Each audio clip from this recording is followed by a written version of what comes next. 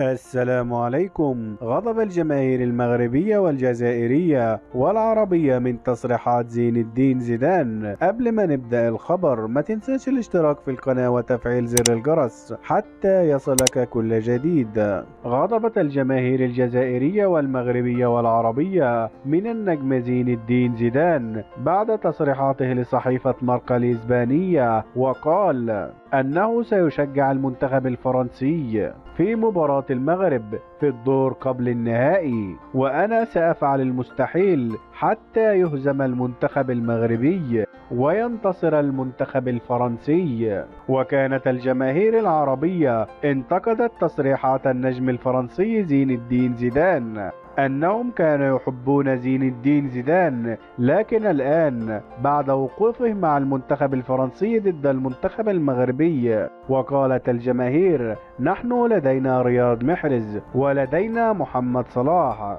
ولدينا النجم المغربي أشرف حكيمي، وعدد كبير من النجوم العرب داخل القارة الأوروبية يتألقون، ونحن لا نحب زين الدين زيدان بعد هذه التصريحات الجافة على المنتخب المغربي ونصرته لمنتخب فرنسا. واخيرا، لو انت تريد هزيمة المنتخب الفرنسي على يد المنتخب المغربي ما تنساش الاشتراك في القناة وتفعيل زر الجرس حتى يصلك كل جديد.